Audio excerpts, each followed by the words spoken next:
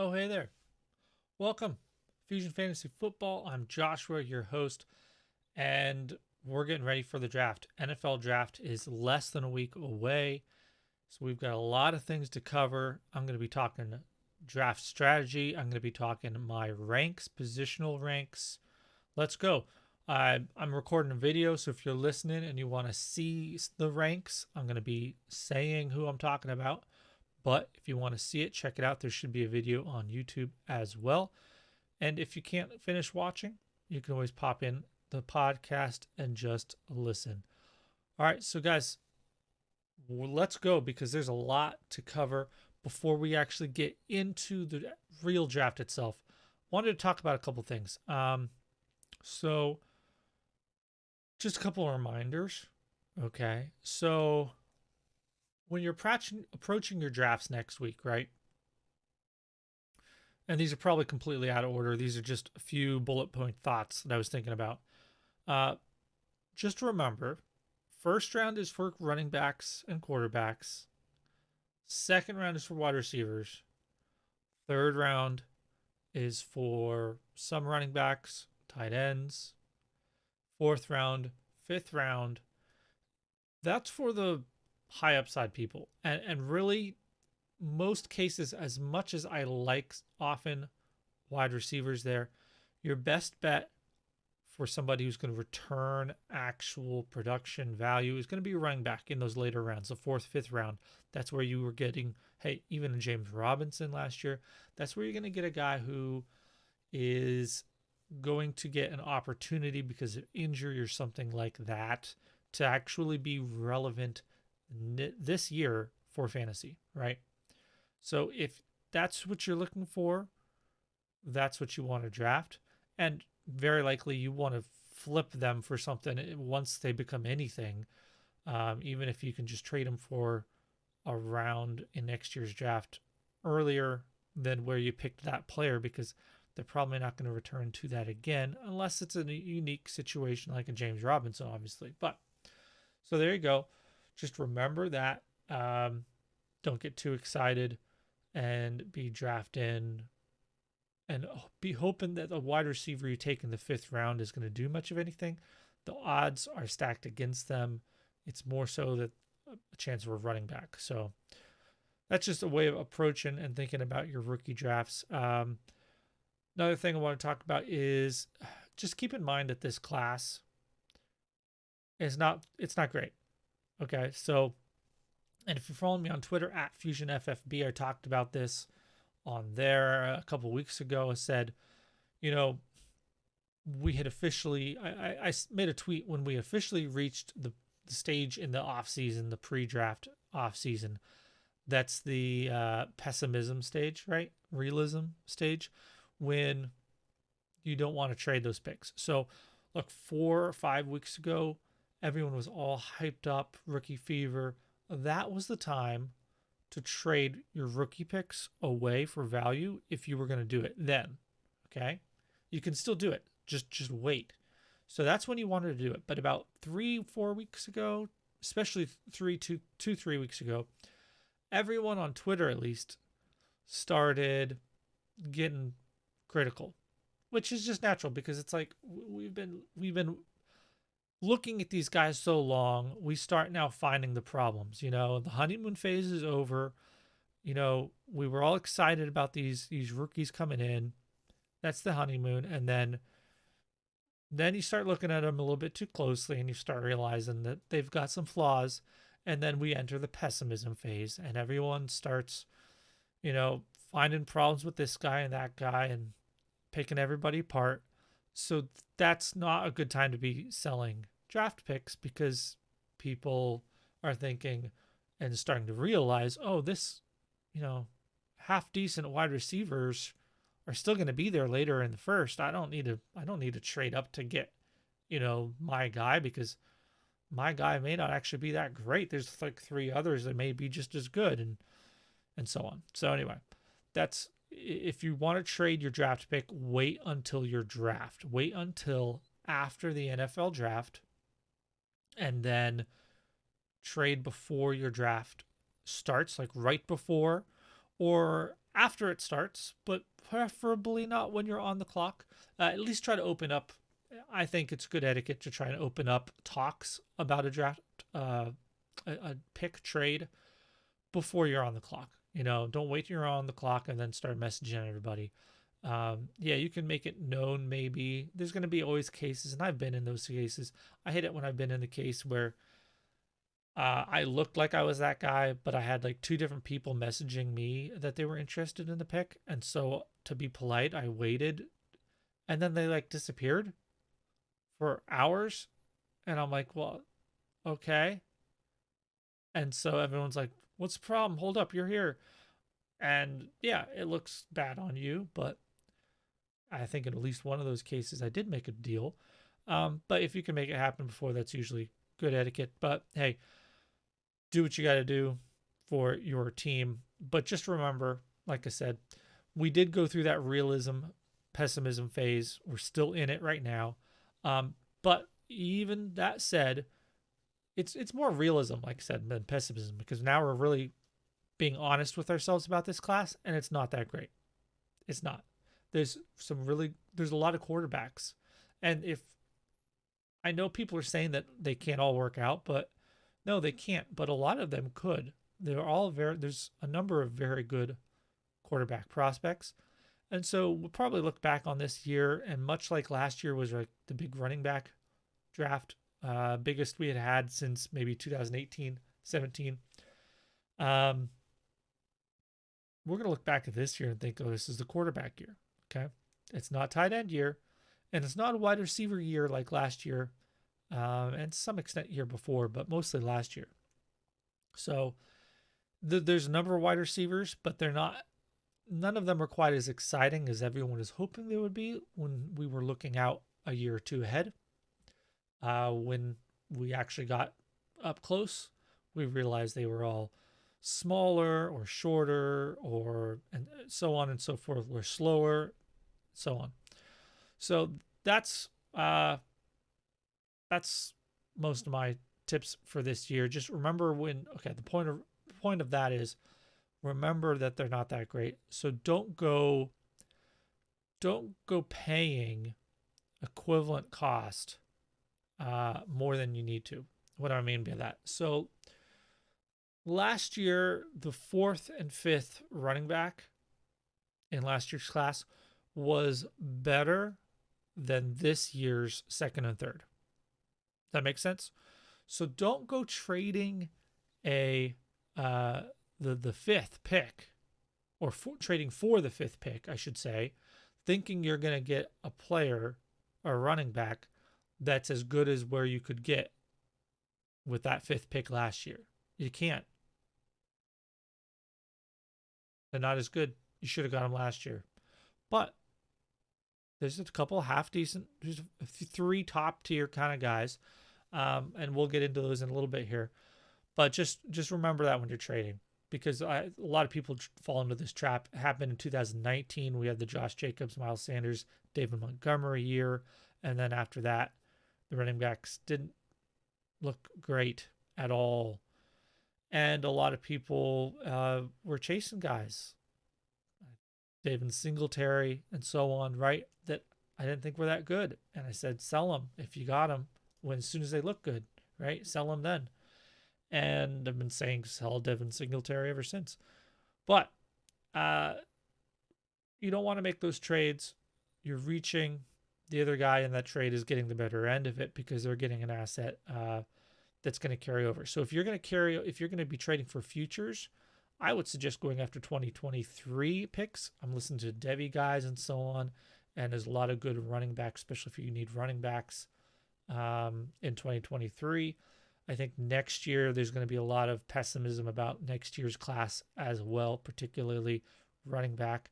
There's some good wide receivers next year again, I think, and that's about as much as I know about it. I'm not a college football Devy guy, but I pay attention a little bit. Some guys who are. All right, so in the draft, because they're not great, there are some options that are pretty high upside. And so this is just me kind of preparing. We're going to look at my actual ranks in a second here.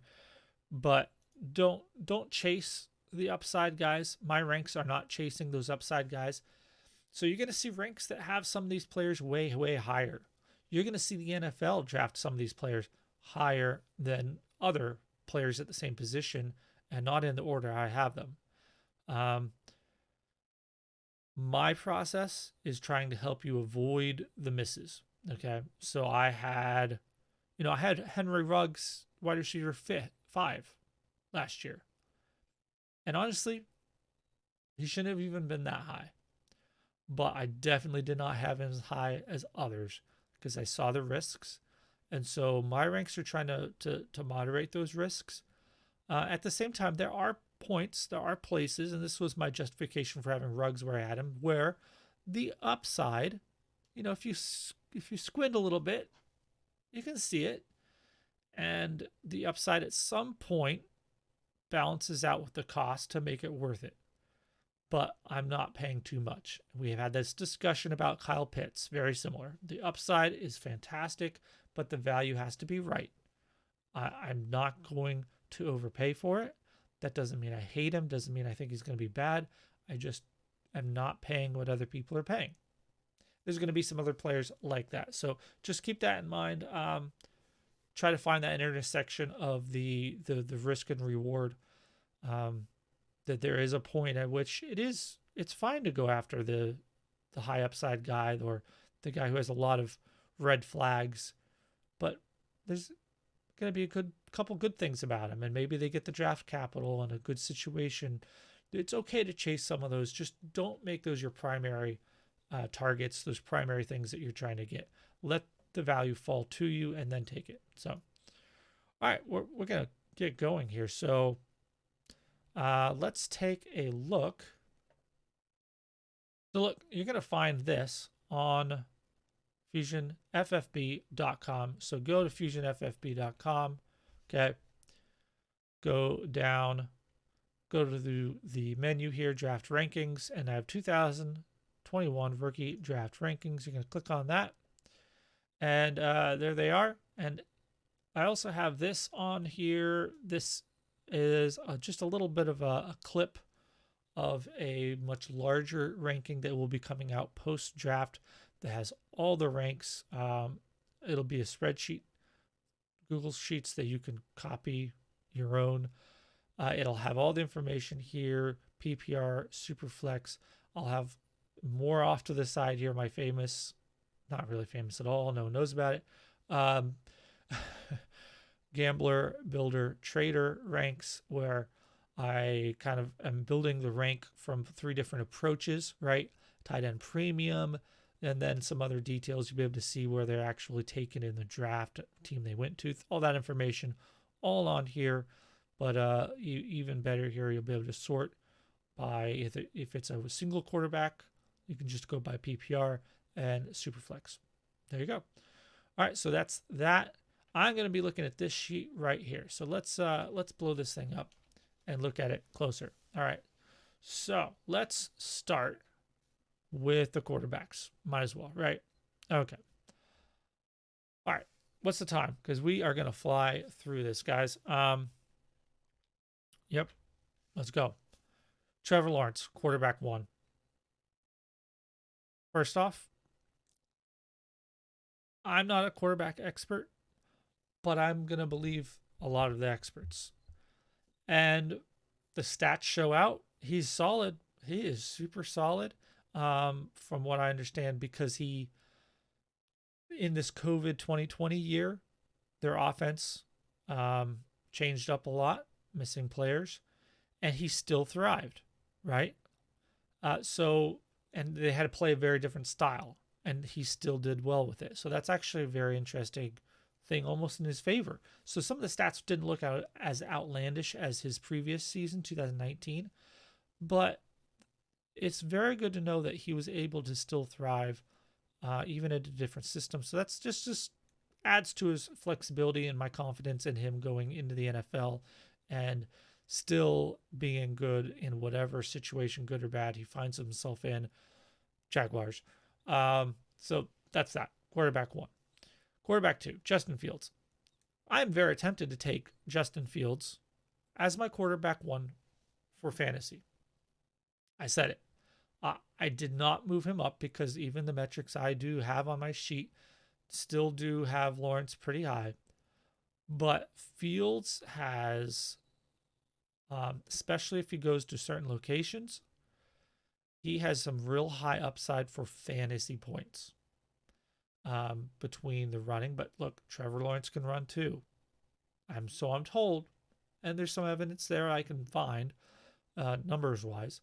But Justin Fields is a little bit faster. He actually, if you use my rookie vision tool, pull that up on the website under resources and tools, actually compared very, very similarly to Robert Griffin III, which was not a comp I'd heard anyone talking about. They're a little bit in a size difference, but very similar stats. I think Robert Griffin III had more rushing stats in college, but very similar across the board. And I like that comp. That's a great fantasy comp. I don't think he is. I think he's a little more sturdy, hopefully. And hopefully doesn't have his knee injured and a coach that leaves him out there to get ruined. All right. After that, I still have Mac Jones in quarterback 3. I'm again, this is pre-draft, so I'm fully welcome this whole entire, rankings changing. Absolutely welcome it. If Trey Lance goes to San Francisco, 3rd pick before some of these other guys, great, fantastic. I'll move Trey Lance up. I really like him. But Mac Jones is a very good thrower. And I saw some people on Twitter putting him down, saying the others are all better. It's a very tough case to say that all of the other quarterbacks are better throwers than Mac Jones. I'm sorry, but it is. Extremely high on target percentage, good accuracy. He pretty much broke the QBR, had a 100% Tanya kind of ranking. Very, very good. Okay. Passing, throwing the ball, more of a pocket guy. And gets laughed at for not being super athletic because he's not running a 4.63 or 5 or whatever it is that Justin Fields ran. He's not. Okay. But could he be good in the NFL, throwing the ball to good weapons? Absolutely. So we'll see where he goes if he goes to a team with good weapons. So I have him skill-wise as my quarterback 3 because I do think that's where he belongs. Like I said, think that can definitely change. Trey Lance is probably going to be the one that's going to move up and down. And of course, when he moves up or down, it's going to move the others, but he's probably the one that's going to be actually doing the moving. Very young, inexperienced player, one really good season. He can throw the ball, but he also has that physicality. So I'm going to throw in some kind of things here as far as teams that I think he'd fit well in. I'm not a draft expert as far as where the picks they have and other needs and other players on defense and everything. I'm not an expert on all that, but I'll tell you what, as soon as the Patriots re-signed Cam Newton and started rebuilding this whole offense, and just where they were in the draft and all the bigger name quarterbacks that were ahead of Lance, immediately I started thinking the Patriots would love Trey Lance. Now, obviously, they'd probably love Justin Fields too, right? But I'm saying Trey Lance may be obtainable for the Patriots, and he would be a perfect fit to train behind or sit for a year if you're worried about his inexperience, or take over halfway through the year behind Cam Newton, because that's a great mentor for him. Very similar, I think, kind of player. So there you go. There's one possible landing place. There's lots of places you could go, but that's to give you a feel for the kind of player he is. I really like him. Zach Wilson, the wannabe Mahomes. There's a lot of things about him to like. There's a lot of things I think are overhyped and are not as good as they could be. And there's a number of good stats he has, but also some not so great things about him. So I have him here. He's probably, looks, some people are convinced he's going with the second pick to the Jets. And that sounds like a Jets move. And I'm not sure that that's going to change much. Maybe he'll move up to fourth, but I think that he is the highest risk among these players. And I think the team is taking that risk because they think he has the possible reward, but I don't see it as much. I think there's just as much reward for your risk with Trey Lance. The next tier, and if you notice on the picture, they're kind of in color. They're a little bit like colorized here, right? So the first two are in a tier by themselves. The next three there. So we have our top 5 quarterbacks you've been hearing about. Kyle Trask, Kellen Mond are the next guys. Kellen Mond I could easily see going above Kyle Trask. A lot of people I've listened to really put down Kyle Trask, and that's fine because he has good numbers, which is why he ended up at 6, but there's a lot of things they talk about that really make it sound not good. Kellen Mond, on the other hand, clearly has a pretty good arm, so he easily could move ahead. I kind of struggled over that one, but that's a tier there. Davis Mills, even book. I heard some people really saying Davis Mills is an interesting one late. So maybe if you're in a super flex league and you're in the 5th round and Davis Mills has already gone, to a team with a good quarterback, maybe a Tampa Bay Buccaneers or something, was a name landing spot that was floated over on Rookie Fever podcast, Swaggin. And I think it was just, a couple of those guys. I can't remember who was on the show. There was only 2 of them. I can't remember if Dave was off or Fanaro was. I think it was Fanaro.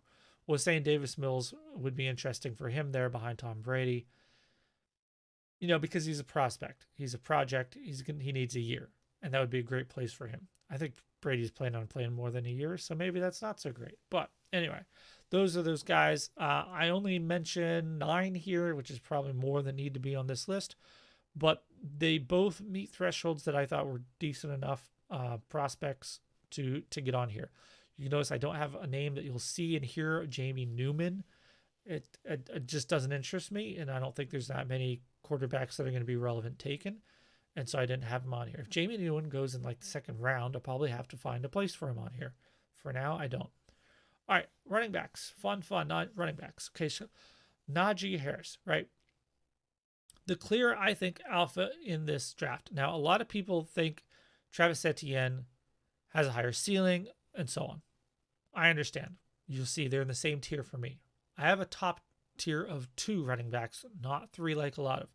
So Travis Etienne is a very good running back, but Najee Harris is a classic prototypical NFL running back. He's big, he's powerful, and he's proven he can catch the ball. He's taken over target share in his last year with like 43 receptions or something like that. I can't remember his targets. I think it was receptions.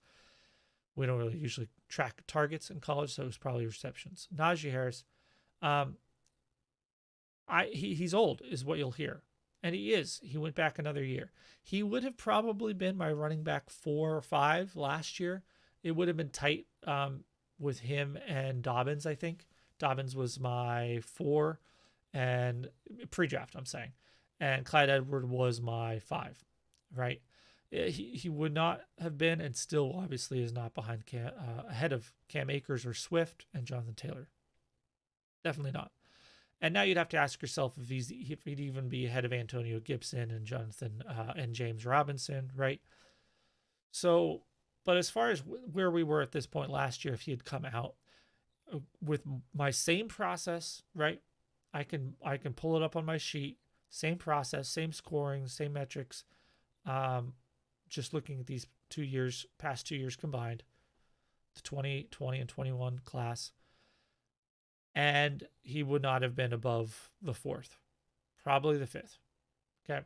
Probably would have bumped Clyde Edwards-Helaire down to the 6th in the pre-draft. So that just gives you a little bit of comparison, like I said, the second and third in this class are not better than the fourth and fifth. In fact, like the number one isn't even better.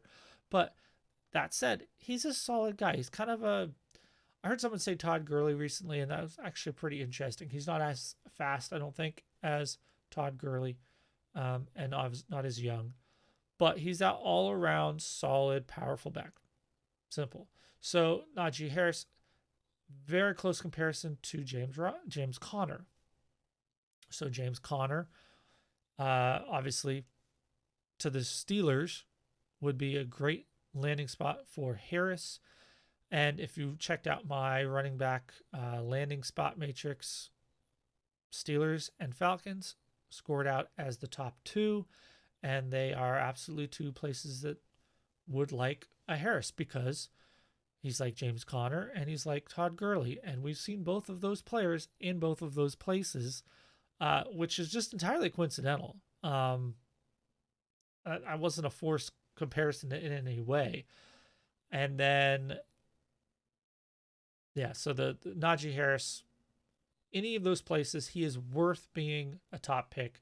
It's just a matter of whether you want to take him before the number one wide receiver and where he fits in with the quarterbacks. But he's, to me, the most sure running back to return investment year one, period. Okay. Now, I could say that I don't think he's as good as Trent Richardson was. And because people have a skewed view of history, they're going to think that's a really bad thing. Hey, Trent Richardson had a really good first year. He returned value. You were able to trade him the following year for stuff, just as much as you spent on him. Plus, you got all his points. He had a solid rookie season. Okay, it was the next year he dropped off. People will think of Trent Richardson as being a bust from day one. He was not. I had him on teams. He was good. Okay. Harris can do that, at least. Okay. Etienne, more of a receiving guy. So I'm told. Here's the problem. There's a lot of things when I hear scouts talking about this guy, it's like they talk about him being a little bit scared or unsure. Now, I think he had didn't he have Trevor Lawrence? See, this is where, guys, I don't know college football. So I say these things, I hear these things, and then I'm about to say it out loud, and I'm suddenly unsure of myself. But sometimes, if his quarterback, who might or may not be named Trevor Lawrence, threw the ball at him too hard, right? He was a little scared of it. He doesn't seem to be a natural receiver, but he can do it. And he's a very good runner, very catches and transitions into running. And once he's running, he's very good, from what I understand. He bulked up, but still ran fast. So, I mean, even if you think he's going to lose all that weight, that's fine. He showed he can do it. And maybe it would be good for him to bulk up in hopefully more muscle than fat. A lot of people said he was just kind of puffed up a little bit for his pro day, but he still ran pretty good speed. Not great, but pretty good. So Travis Etienne, I think he belongs in this top tier, talent-wise and upside, right? Just not taking him above Harris. Now, next two guys, Javonte Williams. A lot of people love him as an all-around back who can receive the ball. He split receptions with Michael Carter, who was more of the smaller receiving guy, but he had just as many, okay? So his production numbers don't look that great, but it's because Michael Carter was also there doing stuff. Treat that how you will. A lot of people think that this guy, he's pretty decent size as far as his weight and BMI. He's only like a 5'10" guy, right? So thing about Javonte I worry about is why he wasn't able to take the job over from Michael Carter more. But on the other hand, he did take work from Michael Carter, just not all of it. Very good upside for this guy. If he goes to a Steelers or a Falcons, he could easily jump into the 2 spot. This is the nature of pre-drafts. Okay, guys. He has good upside, all around solid back. I just am wondering if the pure ceiling upside is there as much. Okay. Chuba Hubbard. Here's a guy. This is where the risk meets the reward for me. He's taller. He's more of a track guy, literally. Didn't run as fast though in his testing as you would have thought a track guy would. But the thing about Chuba, it's like he had such a great season 2 years ago, did not play this past season, and that's kind of part of the issue. Thing about Chuba is there's a lot of potential there. Okay. Plus he's done it, like 2,000 yard season in 2019. That doesn't just happen in college. You have to actually be good. A lot of big plays. So this is why I like him. Okay. Big plays. He can catch the ball. That doesn't necessarily have to be part of his game, but it could be. And he has the frame, he has the size, and if he bulks up some, and maybe he has, he could be a solid, real NFL running back. So I have him here in this tier because a good landing spot will make that worth it. And talent-wise, I think this is where I have him before we bring landing spot into it. All right, next tier, Kenny Gainwell starts off. And a lot of people have him above Chuba Hubbard. A lot of people have him right there in that RB4 spot locked in. And I understand why. He had a lot of work. He took work ahead of Antonio Gibson in Memphis. And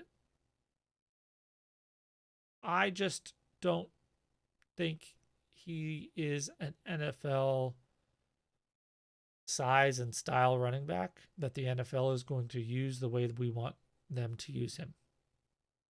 So I could see him going to like the Bengals and being the new Giovanni Bernard. Be a great place for him, right? I don't see him going somewhere where he can be the number one guy, the Christian McCaffrey or even the Austin Eckler that we probably would like him to be. He's definitely in the Austin Eckler kind of mold, smaller, definitely very, very good pass catcher. Most of his work, you look at his rookie vision sheet, that market share receiving work is high, higher than most. Okay, so that's what you kind of want to look at to see that part of his profile pop, right? All right, so I just don't think that I can put him ahead of some of these other guys when it comes to consistent work in the NFL. But he is someone who could fall into more consistent work if things go right, especially an injury or otherwise ahead in front of him. All right. Trey Sermon, and he's in it. Kenny Gainwell's in his own little tier there. Okay. Trey Sermon, Jamar Jefferson, Michael Carter come after that. A lot of people like Trey Sermon because he is like discount Najee Harris, right? He is big, he's solid, decent speed, decent, like he's just an all around good running back kind of thing. I'm not sure everything really holds up with this comparison, but it kind of reminds me of a Mark Ingram kind of, because even Mark Ingram I think was not as good as a prospect as he was priced, valued, and he became a good running back in the NFL after a lot of opportunity was given to him, right? So I think that could be where Trey Sermon is. He could be drafted highly and be given a lot of opportunity to be good in the NFL for fantasy. It's quite possible. So he's a name to keep an eye out next week in the draft to see where he goes. Check out my updated landing spots and ranks, and that'll all be in there and noted about how many extra points I gave him for that, basically. Michael Carter, small guy, receiving, that this is a Devin Singletary kind of thing. I'm tempted to put him in a lower tier. I kind of think he's overrated, but a lot of people really like him, think he's a good runner. There's a lot of good things there that a lot of smart people like, so I try to defer to them. All right. After that, we got Kylan Hill in the next tier. Also, this is a really good third round kind of guy. Okay, remember in the intro I said once you get in the third round, you want to start finding these running backs that have a chance if everything goes right. Kylan Hill is a guy who could return really good value. He can catch the ball. He is a good runner. He is sturdy. I don't know why people aren't higher on Kylan Hill when I look at his profile. Um, yeah, good player. Jarrett Patterson, this is the little guy who just was given tons of work just rushing the ball. Not even a huge pass catcher. Uh, so he's somebody who is a really interesting kind of profile because he doesn't have the receiving work you would think a smaller guy would have. Um, so we'll see if a team wants to use him. Probably going to end up a lot of special teams, that kind of thing. But again, could fall into opportunity. And he, as much as he's a small guy, the fact is he proved it with volume in college. And so a lot of people will say, well, he's too small to do it in the NFL. I'm not sure I buy that. I think if you did it in college, high volume, stayed healthy, I don't see why you can't do that in the NFL. Okay. Elijah Mitchell is the next one. He's a very exciting player, receiver, fast. He is somebody to see if he lands in one of these satellite kind of places. Maybe the Bengals for him, right? Something like that. Maybe the Patriots, next James White kind of thing. All right. Javian Hawkins is a similar small style running back, but wasn't as involved in the receiving game. He can receive though. So he's somewhere between Jarrett Patterson and Elijah Mitchell. But fast, 5'9", small. He only was like 170, 180 or something. So he's not even quite maybe a Danny Woodhead, that kind of thing. Dion Lewis is another comp I heard. So not many of these guys hit, basically. But interesting name.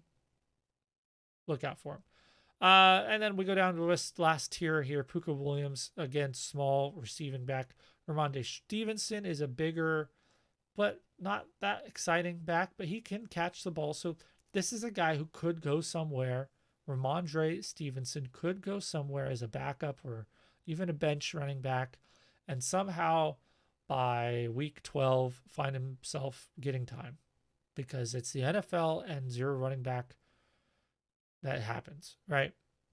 Stevie Scott, much slower than I would have liked. I was really hoping, looking at his profile, that he would test well. Was not impressive in burst or in speed score, but is a big guy who can catch the ball. He caught over 20 passes. I don't think it was in 2020. I think it was 2019, his sophomore season. He's still fairly young. He's coming out after his junior year. This is, again, Ramondre Stevenson, Stevie Scott. This next guy, same idea. Larry Roundtree.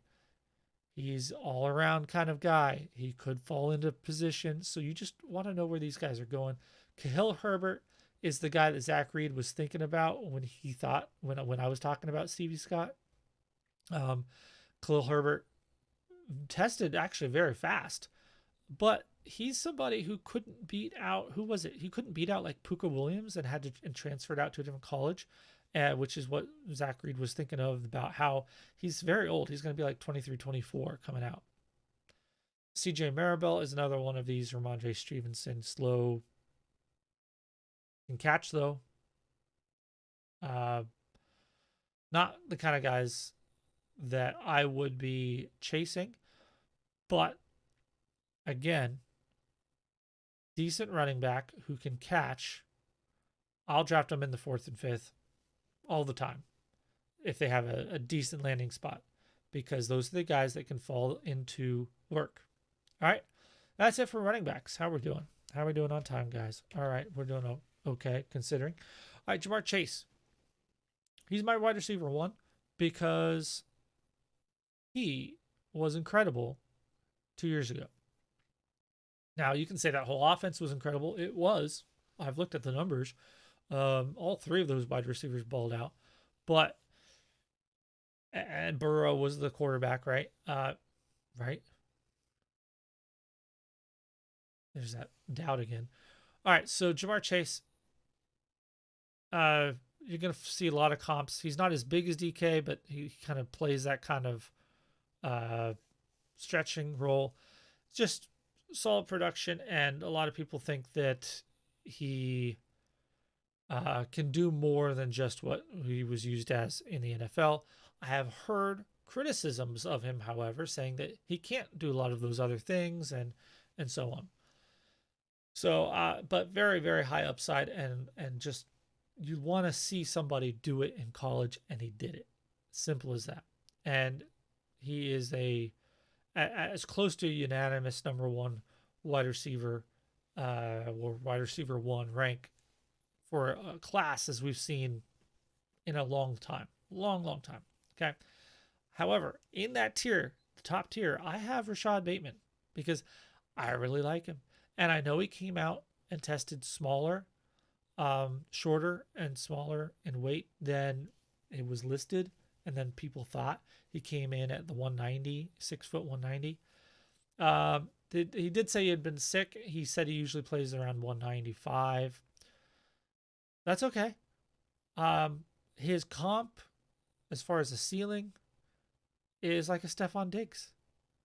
He's that kind of player too, in how smooth, how well he runs his routes. You check out Matt Harmon's reception perception was very favorable for him. He was winning routes, getting open, getting separation. This is the guy who I think is going to go somewhere and be a sneaky. I want this guy in all my drafts at the end of the first round. This is my target, Rashad Bateman, because he's going as a lot of people's wide receiver 3 and 4.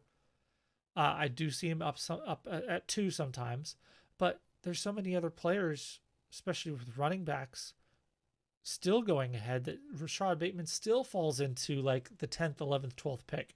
Okay, so if you're a playoff team, this is a gift. He's going to fall to you. Okay, absolute gift. So this is I think NFL ready. He's going to come out. He did it early in college. 3 solid seasons. I don't know what else I can say. Love him. Okay. The next 2 guys are interesting. So next tier, I drop down where I've got Rondale Moore. And a lot of people would want to have Devonta Smith in front of him. And I understand that. They both have physical concerns. Okay. So everyone loves talking about Devonta Smith. And you're wondering, why am I talking about Devonta Smith? Because I said Rondale Moore is my wide receiver 3, not Devonta Smith. He's my wide receiver 4. So why am I talking about Smith? All right. Because, well, first of all, everyone was talking about Smith this week. BMI, size, he's only 166 pounds. We got an official weight on him, right? We already figured like 170-ish. Listen, that is a concern. It is. I'm sorry, but it is. It's not my primary concern, though. A lot of people are acting like if you say anything about negative against Devonta Smith or you're fading him, it must be because you have bad process and you're fading his low BMI. No, I mean, partially, but not primarily. Primarily, my issue with him is he's not a late breakout, but he's not an early one. Not like Bateman, right? Not like Chase. No, Smith had a very good junior and senior year. I mean, a pretty good junior year. Solid. If he'd come out last year, he would have been an interesting prospect. Probably would have been around that like Higgins, Ayuk kind of range, right? Because he had a good season, but he's small. All right. So that nagging fear would have held him back. Then he came out and he went back, surprisingly, for a 4th year, senior year. So now he's he's an older prospect, late declare, did not early declare. But he had a monster season, and he showed some really quality route running, hands, just all-around dominance, even at his size.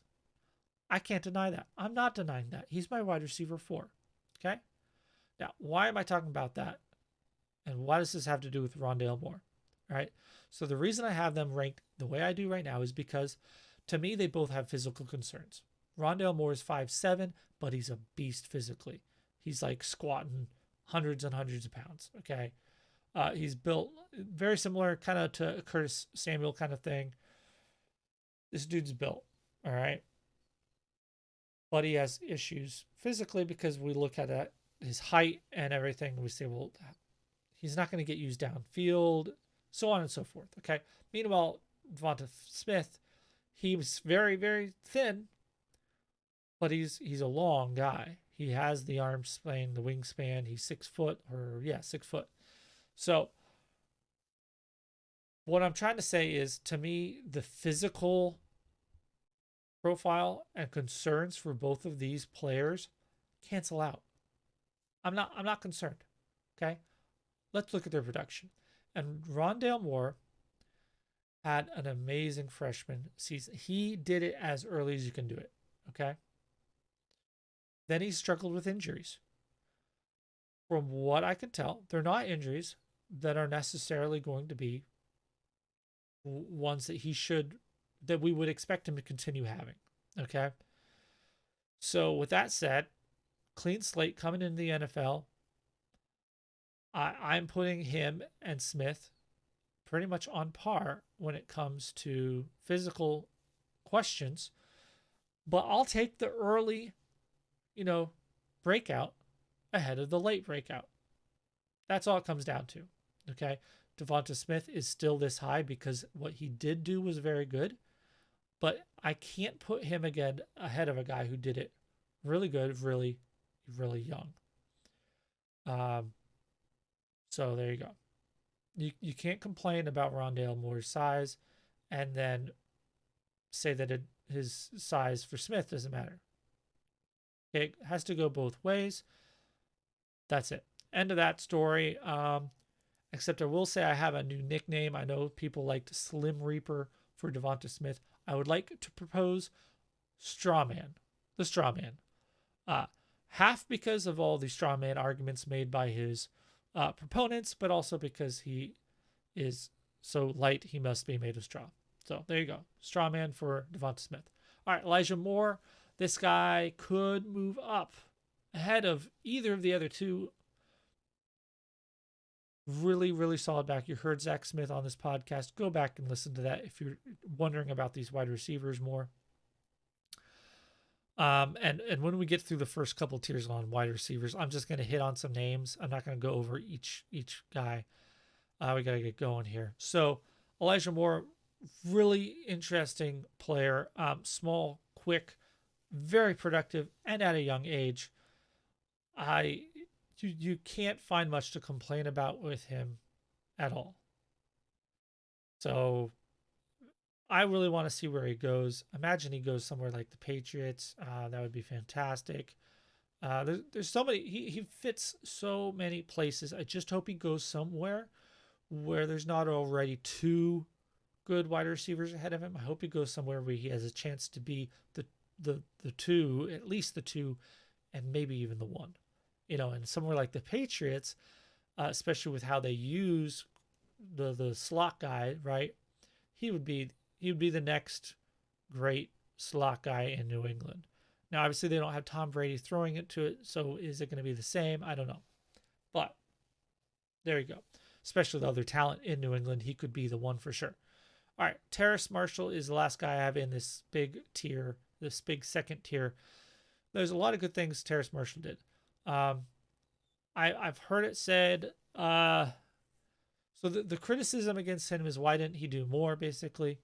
And the return is, well, he got injured in the fourth game or after the fourth game of his sophomore season, 2019. Okay. And I caught a little bit of snark from people I respect a whole lot. Okay, Matt Friedman was high on him. And then, look, Zach Reason was saying that this guy had, Terrace Marshall, was keeping up with Justin Jefferson and Jamar Chase before he got hurt in that year, right? I don't know. I ran the numbers. He kind of kept up for sophomore, right? He was a sophomore. He did pretty good. Justin Jefferson was a junior, and Jamar Chase was also a sophomore, though. And Jamar Chase, his first game didn't look like much. Second game was good stats. He missed actually the third game, And then the fourth game, just dominated. Terrace Marshall's best looking game in that stretch is actually the game that Jamar Chase missed. He and Justin Jefferson had good games. And then, so when you actually break it out to just the 3 games that all 3 of them play together, yeah, Terrace Marshall has a nice little 2.0 yards per team pass attempt. And then Justin Jefferson's up at 2.6 and Chase is up at 3.5. Okay, so when I talked about Jamar Chase putting up the numbers, that's what I'm talking about. Okay, even more and over Justin Jefferson.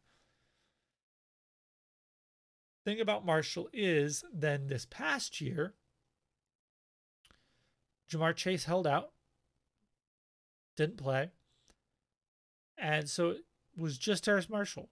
No Justin Jefferson, no Jamar Chase. I would have expected him to dominate. And he did dominate as far as workload and so on, but the actual production was not super high. He went up to 2.5 yards per team pass attempt, which is good. If you watch, it's good.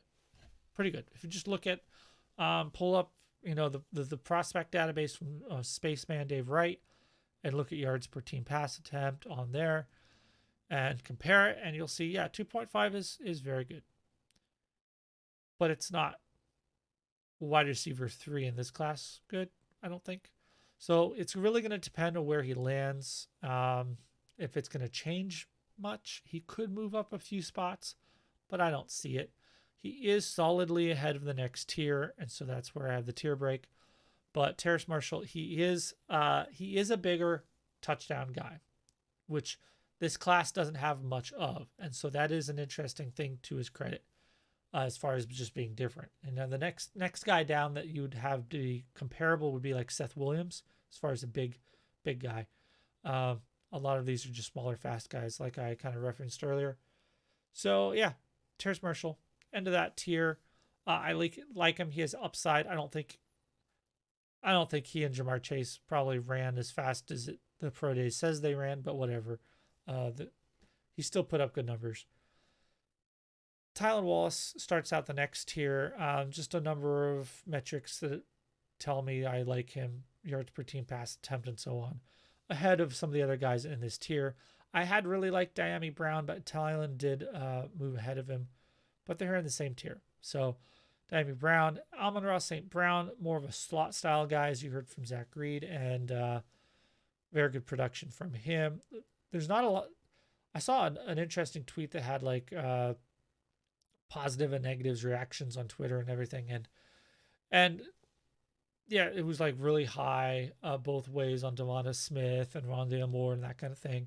But there was 2 players that stuck out to me that like there wasn't a huge amount of like disagreement on. Like everyone just thought it was good. It was Bateman and Amon-Ra St. Brown. Everyone's just like, yeah, it's good.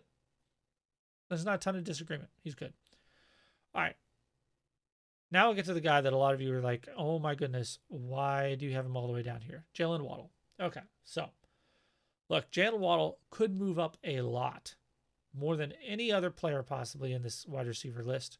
He could move all the way into like that second tier.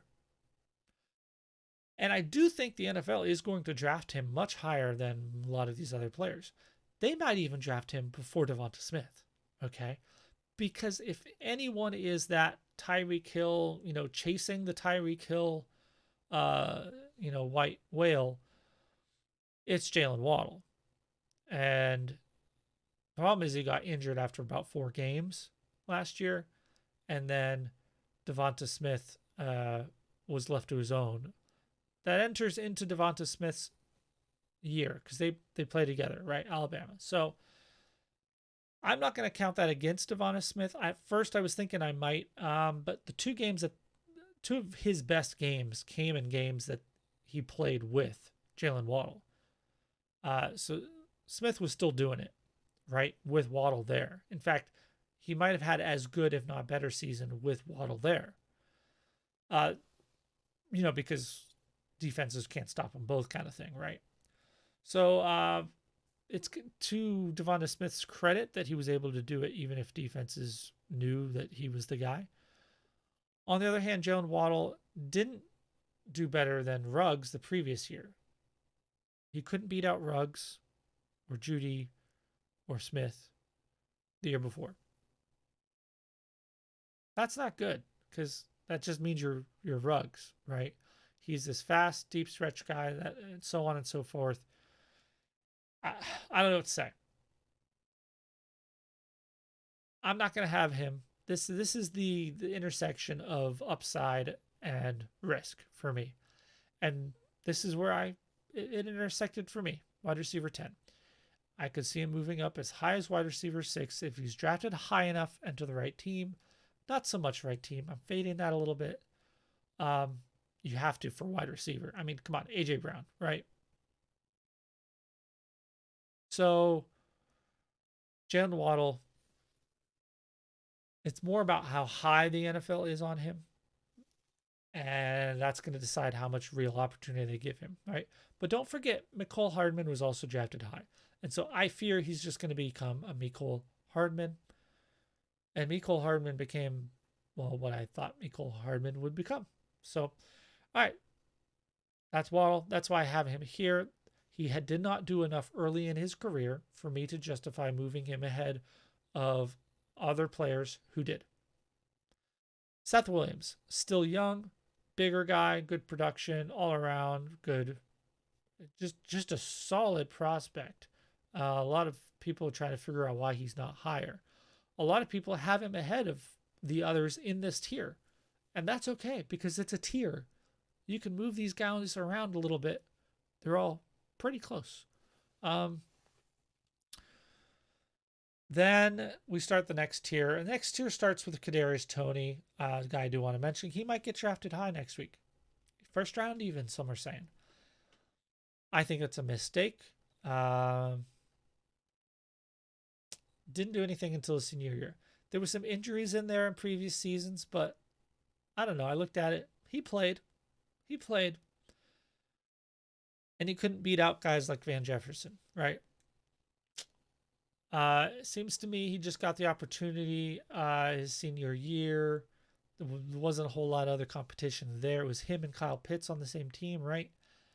And Pitts maybe even opened up things for him, right? Don't know. Late breakout, and late declare. Okay. A couple other names here that are interesting to me. Tamarian Terry was supposed to be big and fast, and he turned out to be fairly big and not that fast. But he is an interesting prospect to keep an eye on. He's in a lot of people. He should be up in the tier above for a lot of people. Kate Johnson's another one of these really good Stephon Diggs, Rashad Bateman kind of guys for me. Just did it at a lower level, not a college level, but a lesser team competition and just to a lesser extent. But a very interesting sleeper for me. This is a third, fourth round kind of guy. Nico Collins, very good prospect profile. Physically tested out great. But, production just wasn't where you'd want to see it, though. Like, I always wonder when you see these guys with amazing testings, 40 time, burst score, vertical, all this stuff, right? Amazing, testings. But then it's like, well, they didn't do it.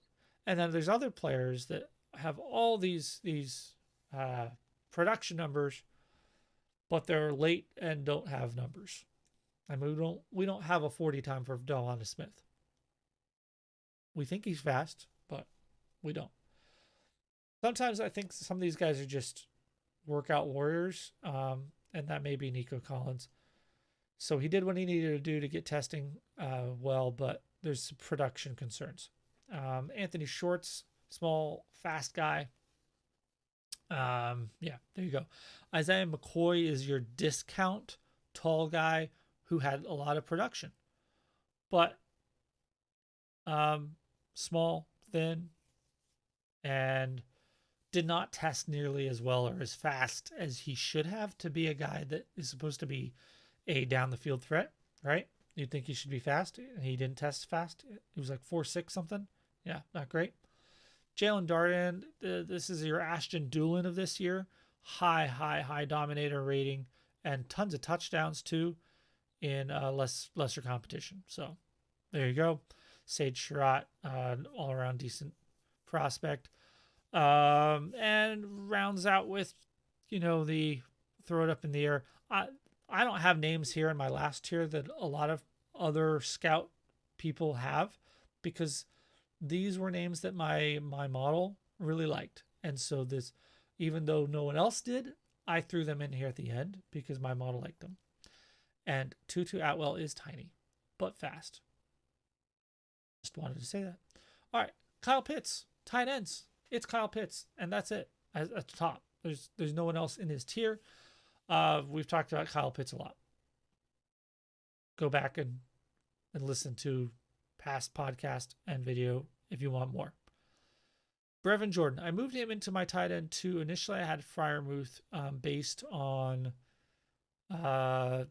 numbers production, but Brevin Jordan's age-adjusted actual yards per team pass attempt, which is a much better, more predictive metric for tight ends. Brevin Jordan actually came out really high in that. And so I moved him ahead because that's what I believe in. And so I'm going to stand by it. He is your Irv Smith. And I remember when Irv Smith came out and I was like, this guy's short for tight end and he doesn't have a ton of production. Well, Brevin Jordan is short for tight end, but he has a lot of production. So to me, this is good. This is Irv Smith who actually did it in college. And that was my complaint against Irv Smith, was you keep telling me he's really young and he's going to be really good. And you just keep telling me he's going to be good. Oh, just wait for it. He's going to be good. I don't have to wait for it for Brevin Jordan. He's done it. He's shown me he's good, even though he's short. So, yeah, this is better Irv Smith to me. And Irv Smith was like the tight end 3 in his class or something. Yeah, I like Brevin Jordan. Good. I would say mid to late second, especially if you're in tight end premium to tight end. You could start seeing him early second. If he falls into the third, absolutely probably should take him. We'll come back to it. And I'll pull up my other sheet there where I actually had it in order, Superflex and PPR. But mostly I wanted to look at this right here so we could see within positions. After that, I have a couple of guys who I'm just relying on my model stuff. A lot of people really like Kenny Yeboa. Solid guy. He had a transfer, I guess, but where he transferred to, he put up a really, really good season. Yards per team, pass attempt, and all that too. Just didn't do it earlier at a younger age, but there was also with a whole different team. So that might have something to do with it. So he is an eye guy who I expect to be drafted before a bunch of these other names by an NFL team. And so he's going to move up. I just didn't put him up there yet because I'm going to go off my numbers. Matt Bushman is this year's like Adam Troutman, lower level. He played BYU, friggin' young. But really crazy, like age adjusted production, yards per team, pass attempt. At a young age in early seasons. So interesting to see if the NFL picks up on that. I don't have anything much else to say about the rest of these guys. So let's go back over to here and look at this. So we talked about these guys, right? All right. This is ordered for Superflex. Okay. So I had the top 3 quarterbacks. Again, Mac Jones, that could change. He could move down. Trey Lance can move up. And it's really figuring out where you want to take Chase and Harris among the other 3 quarterbacks. But I think the top 2 quarterbacks are solidly ahead of any other skill position in a Superflex. Okay. For me, even in a PPR, I am taking Jamar Chase ahead of Najee Harris. Because Najee Harris is, he's old. And so, yeah, I'm going to have a really strong year. If I'm a contender and all I really need is a running back, maybe I would. But Jamar Chase, gambler, trader, and builder, is going to take Jamar Chase every time because he's a long-term prospect who is going to be talked about as borderline wide receiver, top 12 wide receiver. Maybe not next year, but after that. So that's why I have him. It's value that's going to actually stick around. Okay. Najee, he needs a really strong year to really propel himself into multiple years of success, but you're going to want to be trading out of him right away. You're going to get some points out of it and move on. All right, so then we have the other quarterbacks. And you can see that I've got Bateman in here after any of those guys. As soon as the 108, usually he's not getting taken that early. A lot of people take Etienne, Pitts, and even Javonte Williams ahead of him. Again, just like I have Chase ahead of Harris. This is what I'm talking about, guys. You got to put them in perspective. We seem to care more about availability of the running back than their actual skill compared to other seasons. Okay. And so they're not the prettiest. They're just the prettiest we have, right? These top three running backs. They would not be in the top tier in another year. Okay. They're in the top tier this year because that's who we've got this year. All right. So accordingly, I'm not now going to put them ahead of their receiver counterparts just because that's all I have.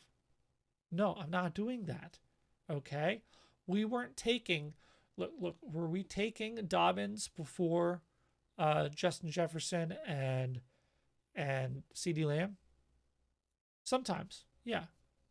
And that's where I said I'd have Harris, right?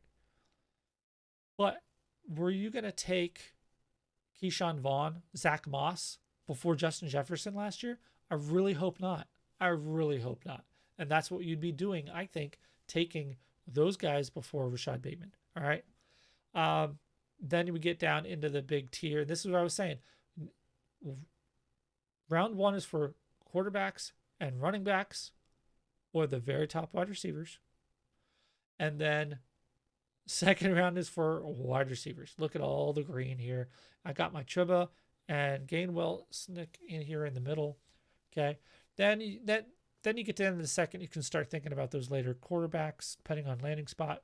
We'll see how that moves around. And then that's when you start wanting to think about these other running backs. A lot of people are going to have all these other running backs in the second round.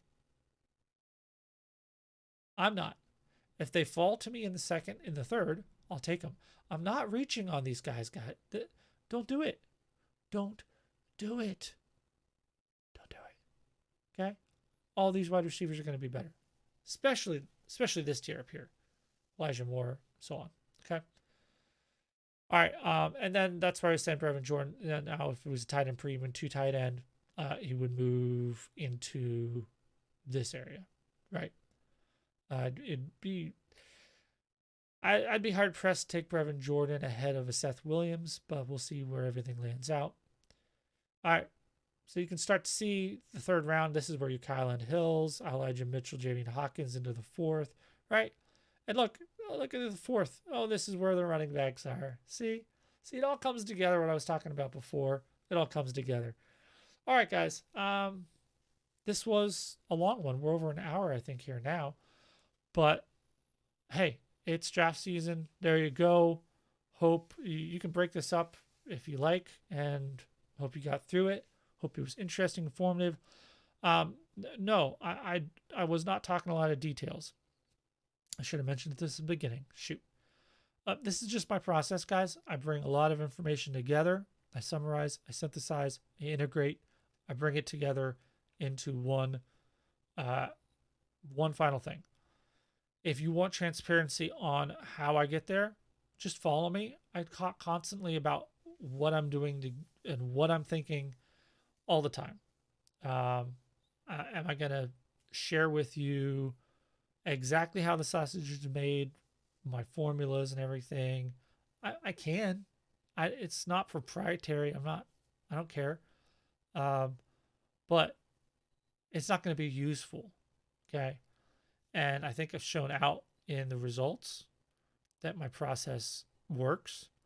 And at the same time, I'm transparent enough with what my process is and how I'm arriving, at least the logic and the thinking of it and my sources, that you can have faith that I'm using good ingredients to bake the cake. Okay, so you're gonna get a good cake because I'm using good ingredients. There, you got a cooking analogy. There we go. All right, guys. I probably missed something. I'm sure I did. I probably said the wrong college for somebody and the wrong quarterback, whatever. Thanks for watching. I don't know exactly where I'm going to be for the draft. I think I'm invited somewhere, maybe with the Toilet Titles guys. I don't know. I shouldn't say that if I don't know for sure. But yeah, I might just hop on live or crash somebody else's live stream during the draft Thursday. But yeah, hope you enjoy it. I'm probably going to be getting, because I do all this stuff beforehand, it's ready to go.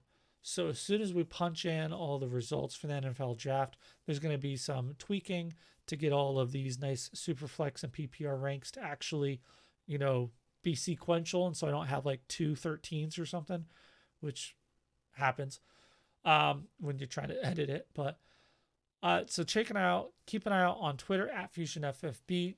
Check the website, fusionffb.com. A lot of good stuff on there, guys. Tools, all the ranks. And then after that, into the summer, more good stuff. So be checking there for the newest of everything, of whatever it is, the tools, the ranks. I'll try to be getting those out and updated as quickly as I can because I know people have their rookie ranks. Some of you starting right away, okay? But thanks for watching, guys. I'll see you next time. Hope your team gets all the great players that you want them to get. I'm hoping the Patriots, like I talked about, get Trey Lance and then like an Elijah. Oh my goodness. Somebody else. Who was it? I can't remember on Twitter. That was their. Oh, it was oh well. Trey Lance, Elijah Moore would be amazing for the Patriots. And even throw Elijah Mitchell in at the end of the draft. Oh, goodness. Oh, that would be amazing. They'd be all set. They got their tight ends, and then they got the little fast slot guy. They got a young quarterback who can run and throw, has a good arm. They got the little running back. Oh, new dynasty. Let's go. See you guys.